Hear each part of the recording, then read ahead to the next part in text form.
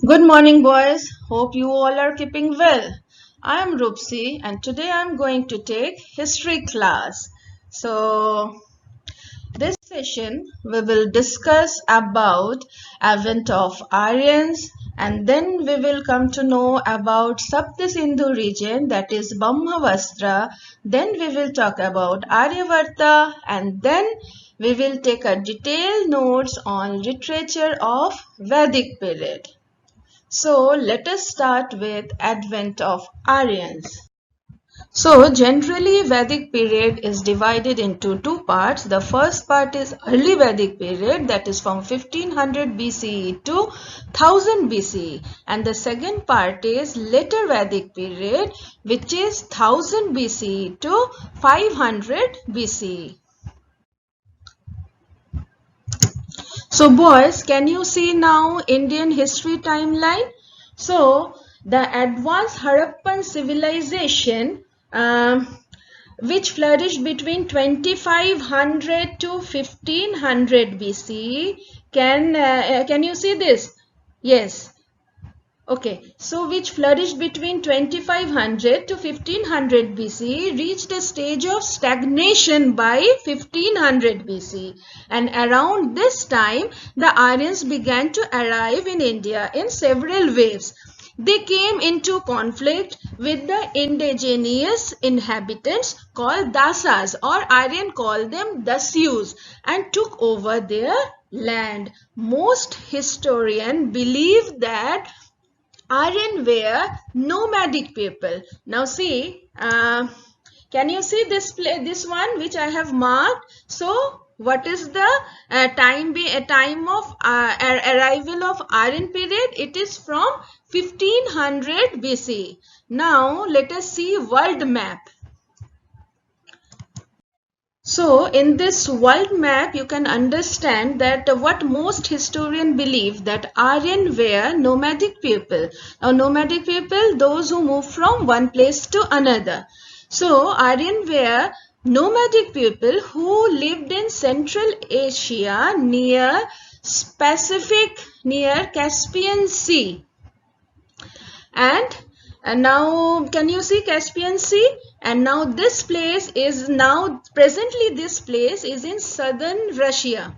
So through Iran, like this, through Iran they crossed the passes of Hindu Kush mountain ranges, and then they came to India. So maybe as their population increased, the Aryan were forced to move out from their original home in search of new shelters or new pastures. Those who migrated to India, so this is India now. Okay, so those who migrated to India came to know as Indo-Aryans. So, and remember that Aryan entered India in stages, and took several centuries to bring India under their control. They first settled in the Sapta Sindhu region. Now let us see the map of India. So now let us see the map of India. Okay, this side.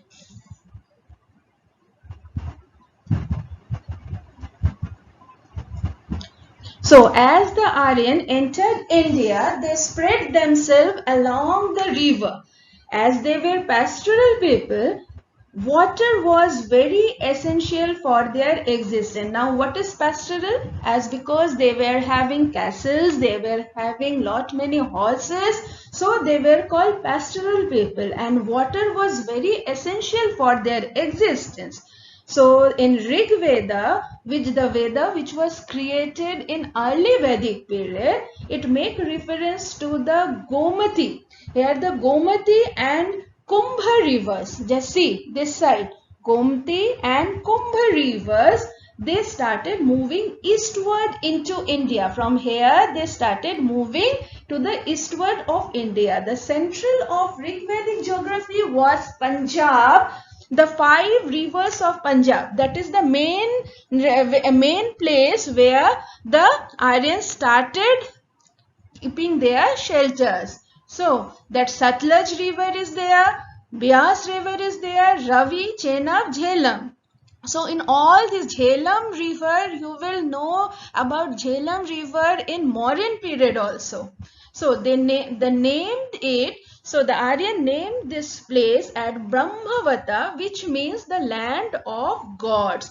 The period between 1500 BCE and 1000 BCE. Remember that.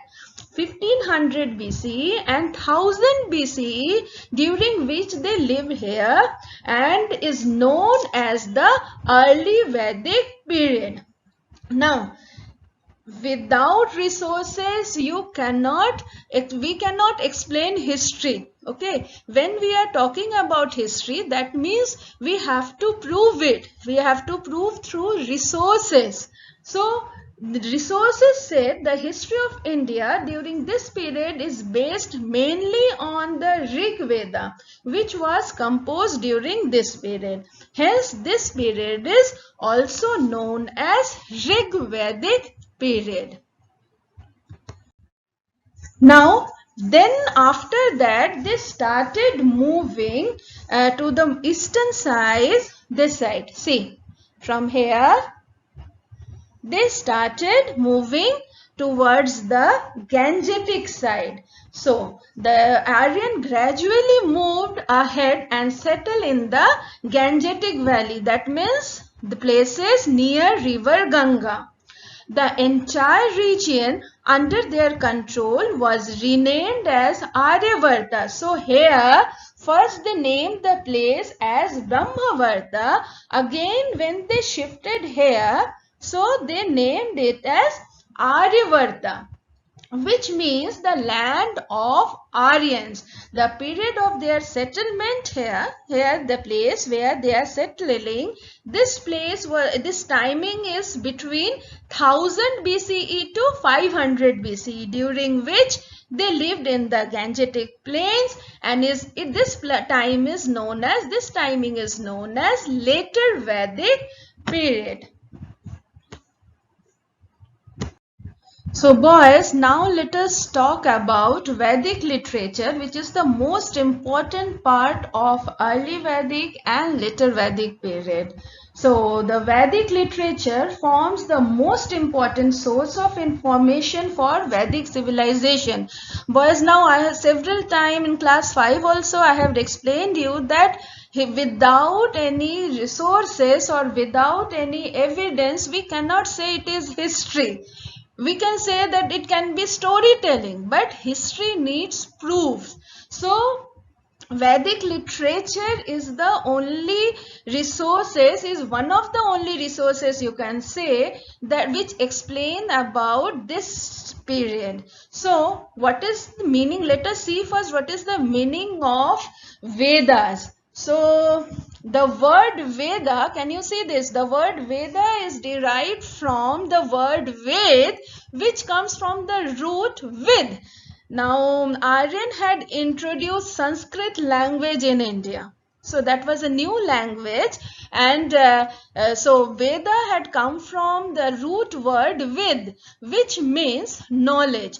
So the Vedic literature consists of hymns. Now, what is hymns? Hymns are prayers. Okay, generally you will understand every day what we pray in school. God be my head and in my understanding. That is also one type of hymns. So, the Vedic literature consists of hymns meant for performance of rituals and commentaries on them that explain the proper procedure for performance of those rituals and also deliberate on their meanings. Then the Vedas are considered, remember that these Vedas are considered to be the, you can say, the most ancient literature of the whole world. It is one of the most ancient literature of the whole world. And one of the most interesting part of this Vedic literature is that it was passed down from generation to generation as oral tradition for centuries before it came to the written down. Okay, students were taught to recite the Vedas orally by their gurus, and thus they were passed on by one generation to the other. So they also call these hymns, they call them shrutis also. So what is the meaning of shruti? Which is heard, that is shruti. Do you remember in preparatory how you were reciting rhymes? You were not able to read that time where twinkle twinkle, but within a few days you used to learn all the rhymes. How? Just oral practice. In the same way, students were taught to recite this Vedas orally by their gurus. And nevertheless, historians of literature, they agree that no significant changes were made in the text as they were composed originally. Thus, the Vedas, they constitute our most important source of information for the study of the religious and philosophical ideas, as well as the social and economic life and political institution of the period. Unlike the Indus Valley civilization, do you remember last chapter, Indus Valley civilization, which has a lot of archaeological evidence we were having to prove its existence. The Aryan have left us with very few physical remains to study. But the most important is the literary evidence which is available. The reconstruction of the history of this period is based more or less on this only, literary evidence, than any actual physical evidence. Now, in Vedic literature, we get 4 Vedas. Okay, now see, there are 4 Vedas: Rigved, Rigved, Atharved, Samved, Yajurved. So, we get these 4 Vedas, and then we get Brahmanas, Upanishad, Puran, and 2 epics. First is Mahabharata and Ramayana. So, these 4 Vedas are very much important for this Vedic period. In early Vedic period, we get Rig Vedas, and in later Vedic period, we get the rest of the literature. So, first, let me explain you about Rig Veda. So, which was composed between 1700 to 1100 BCE. So, the Rig Veda is the oldest and most important book of the Aryans. Can you see this one? Yes. It was the most important and the oldest book of the Aryans. It consists of 1028 hymns, most of which are invocations addressed to various god and goddesses relating to different personified parts of nature.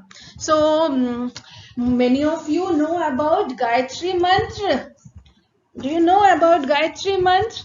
Om Bhu Bhuvasvaha Tasya Vitur Varenyam Bhargo Devasya Dhimahi Jio Yona Prachodaya.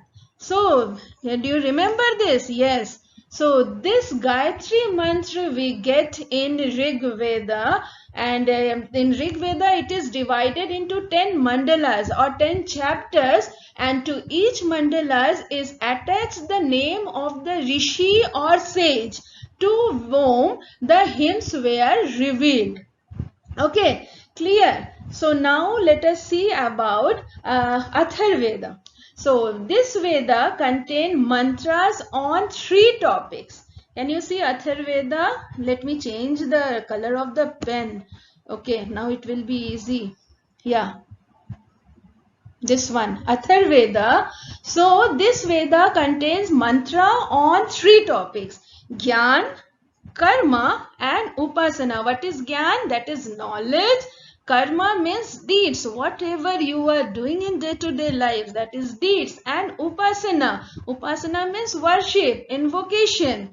So this Vedas contains these mantras on these three topics. Some of the mantras are even meant to ward off evil spirit responsible for disease and suffering. It also contains hymns for success in various affairs in life, for happiness and long life. It also contains spells meant to harm or destroy enemy. So is it interesting? Yes. Then comes that Sam Veda. Now this is this one, Sam Veda. So it is the collection of verses from Rig Veda, and the Sam Veda contain hymns to be sung in set musical compositions by the special class of priest called Udgotris. Now see boys, many things I am going to tell you which is not given in your textbook. Many of you know that whenever I am explaining anything, I ask you to close your textbook. Do you remember that? So, like that, now when I am explaining it, so I want that you listen to me. And then you see, read your textbook. Many things are there which, many things when I am explaining it is not given in the textbook, and it will not at all, it will come in exam also. So just it is for your knowledge I am explaining you. And Sam Veda, so what is Sam Veda? That is come from, is from Sam Veda the word Sangeet had come. Okay, so it is these hymns were sung in set of musical composition by special class of priests, and these priests were called Udgotris. And it tell a great deal about the music of ancient Aryan, the knowledge about music. It described that also. Now come to Yajur Veda. This one, Yajur Veda. The Yajur Veda contain hymns to be recited at the time of yagyas or sacrifice. So now, still now it is there, yagya. So what is yagya? It is that we are thanking the Supreme Power for whatever He is giving us. So in the Yajur Veda, it contains hymns to be recited at the time of yagyas and sacrifice. It lays down rituals and methods pertaining to the correct performance of yagyas. So other works of Vedic literature were Brahmanas, Aranyakas, Upanishad and Puran. So Brahmanas was attached to each Vedas, and just see this Brahmanas, this one. So it attached to each Vedas are several expounding post text called Brahmanas, and then the meaning and purpose of the hymns and rituals are understood by different sages is explained in the third section of the Vedic literature, which is known as Aranyakas.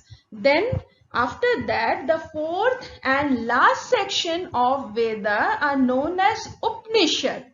Upanishad, this one. So what are Upanishad? That contain the thought of different sages about not only the meaning of sacrifice, but of the meaning and purpose of life itself.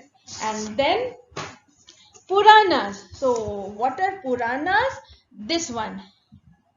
So Puranas that include encyclopedic literature on numerous subjects such as philosophy, theology, cosmology, astronomy.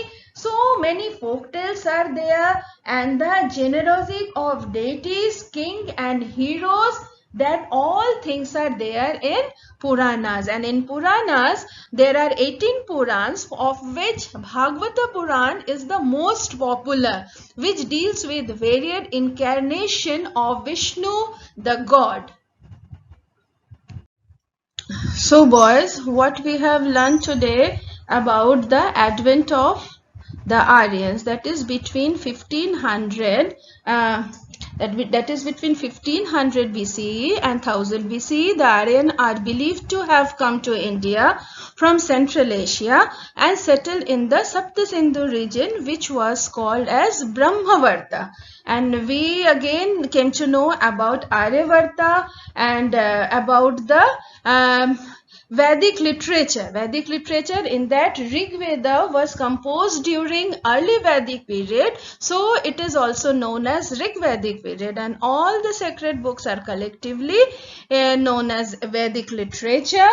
There are 4 Vedas, that are Rig Veda, Atharvaveda, Samveda and Yajur Veda, and then we get Brahmanas, Upanishad, Puranas and the epics. So these Vedas, this literature, they tell us a great deal about the social, religious, economic and political life of the people during this period. So next class we will discuss about the social life of early Vedic age. Then so goodbye, stay safe and help your parents be obedient. Goodbye.